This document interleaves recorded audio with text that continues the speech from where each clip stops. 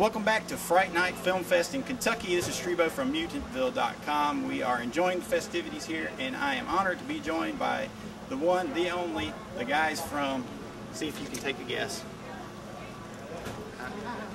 Deadpit.com. Howdy, Strebo. How's it going, brother? Doing well, doing well. It's great to see you guys again. Yeah, I haven't seen you in a while. Good to see you straight from Flyer Country.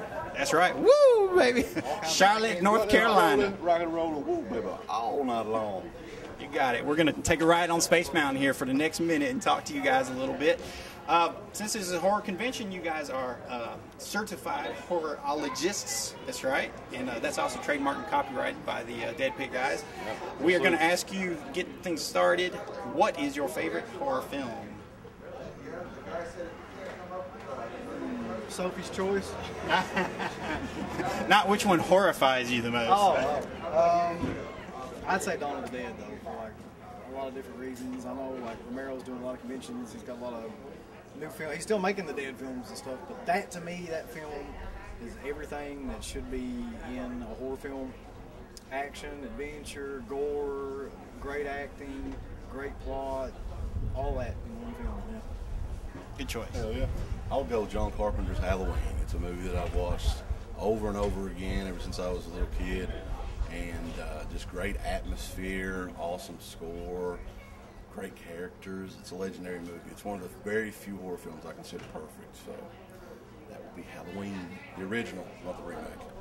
I agree completely, 100%. It's actually one of the films that I cite often when asked about which one's my favorite. That's always a hard question, so yeah, that's why we start with it.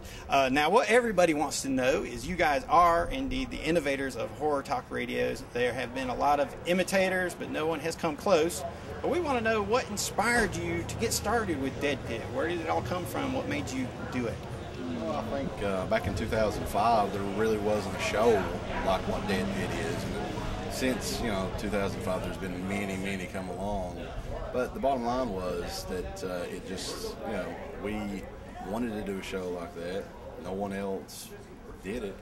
So we're like, let's go ahead and do it. Let's give it a shot. We know we have the thick accents going on, stuff like that. There's nobody else that's going to do it. Let's go ahead and give it a shot. And see how it works out. Yeah, I was just doing it to try to get pussy. I was like, how? Like, what's the easiest way for me to get pussy? And it was like a horror talk radio show, obviously. Yeah, sure.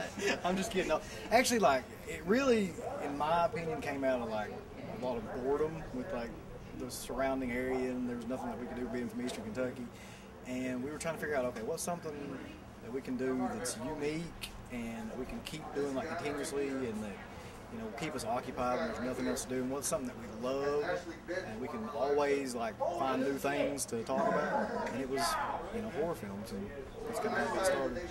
Fantastic. Well, you guys do a great job. It's a combination of both your knowledge and love of the genre combined with your raw talent, because the way you present it is very much like an old school variety show. The way you guys play characters, you burst out into song. I mean, it's just entertaining through and through. We definitely appreciate that. I mean, I think a lot of the stuff, like before we did Deadpit, we did a lot of music and also listened to a lot of other radio shows that sort of helped mold what ultimately the show has become now, I guess, in 2010. Yeah, the weird thing is, like, it seems like everything we've ever done that led up to the show is in the show. Like wrestling, there's all the wrestling references in there. All the, like, we used to collect autographs, so we were able to get like a touch with all the people for interviews and that. And, just like every one of our hobbies somehow or another came back into the radio show. Like we kind of used it. Like I was saying, mixing the music and stuff like that. We use the same programs, actually the same mixer we've had for like over 7 or 8 years now. We've been using, so it's basically all the stuff we were doing prior put into the show. Playing music, like we used to just goof around and play music together, and that way incorporated the songs into the show. Like we'd come up with different songs. We just changed it around. Like before we were just playing goofy shit, but now we play goofy shit, but it has a horror theme to it. So it's like it fits into the show. Right.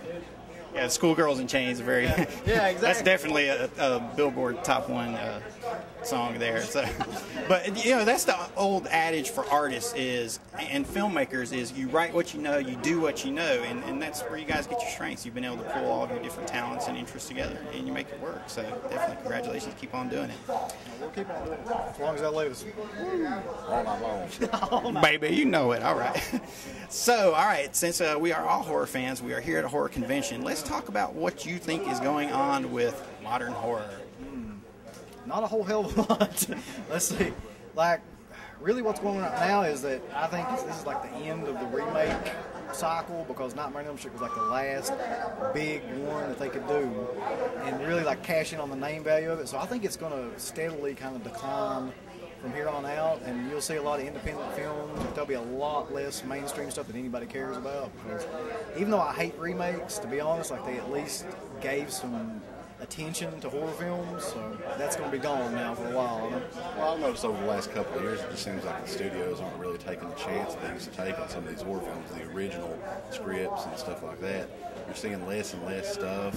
I mean, this Halloween, what's coming out besides Saw and maybe Paranormal Activity 2. And then the summer horror films, you see a few in the summer now. It's like Piranha, maybe Predators. Only 2 this summer, so they're just really not releasing a lot of stuff anymore. The stuff they do release usually isn't we'll see. Unfortunately, I'm hoping that the next big thing will come along and hopefully spark interest in horror films again, quality horror films. But who knows when that'll be?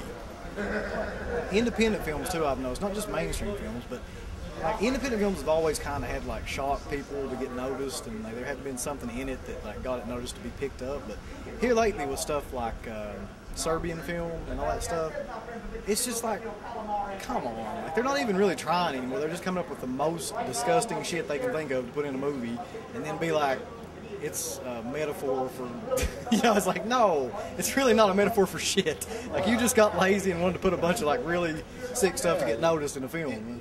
I've noticed too that the horror films of today, they don't really try to scare you. It's mainly all about shock value more than anything else. I would be interested in seeing a movie that actually tries to scare you a little bit, and we just don't see that, unfortunately, anymore. Hopefully, things will change. I'm hoping. Yeah, but there is an abundance of shit-eating films for some reason, so at least there's that. Subgenre of that.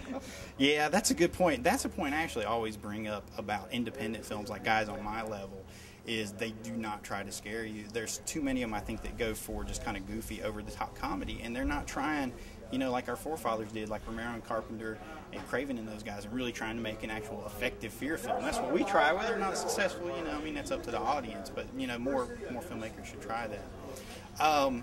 Well, one film that I saw recently I want to ask you guys about, and I know you saw it before me, but I was actually really impressed by it, and I thought it was very daring, and I was wondering if you'd made up your mind on it yet, and that was Splice. Oh, yeah. Well, yeah. I think we both liked that movie quite a bit, yeah. That was a weird movie, though, because of when it was released. Not just because of what's in the movie, but I don't understand. Warner Brothers released that, right? I think. Yeah, the studio is the most surprising thing to me, because, look at a movie like Trick or Treat, which had been shelved and that would have been guaranteed moneymaker, released in October. And they take a huge chance on a movie like Splice, which is not a mainstream movie by any means. And to me, that's exactly like what I'm talking about with the remakes and stuff. Like, that movie was original. It came out and fucking just tanked. Like, nobody went to see it. We went to see it, but the people they were trying to get to go to it, and you can't. How do you market a movie like that? To people that watch stuff like Twilight, you can't market a movie like that. It's impossible.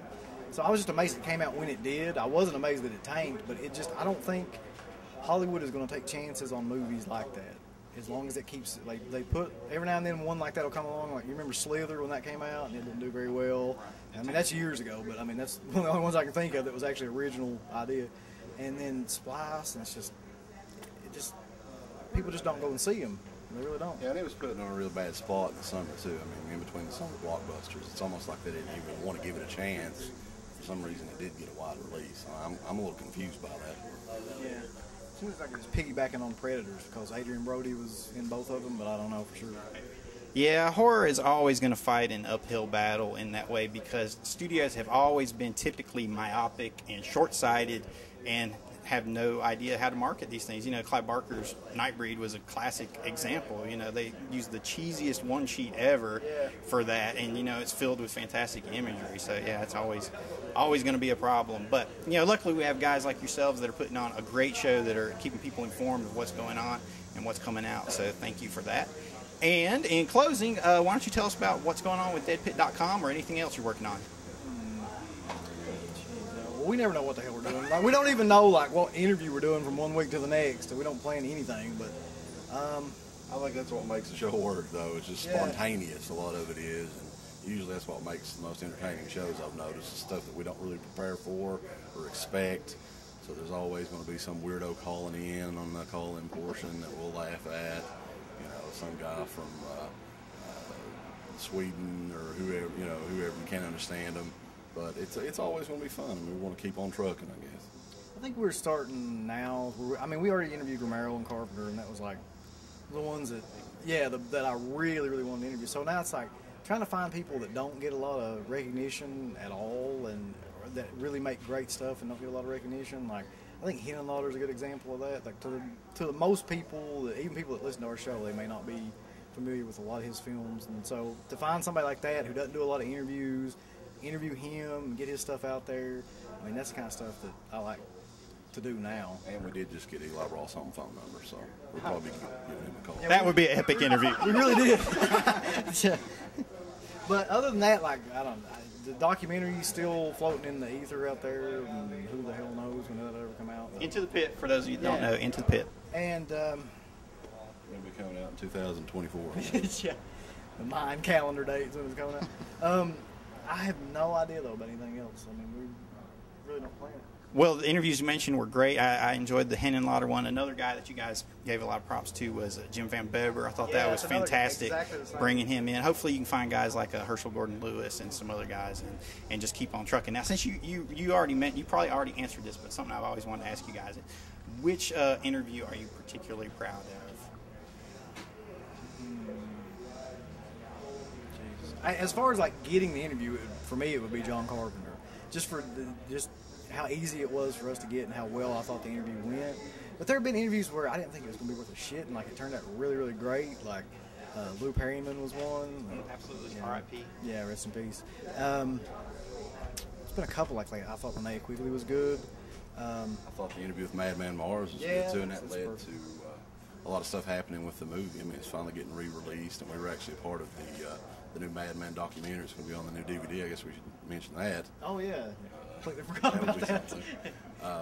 But it seemed like, you know, that interview in particular, like a lot of people contacted us and were interested in contacting Madman for their magazine or other radio shows or whatever. So it seemed to spark a lot of interest in the movie and that kind of thing. I mean, I always think that kind of thing is really cool, you know, that we can sort of enlighten people to a movie that I think deserves a lot more respect than it's gotten over the years.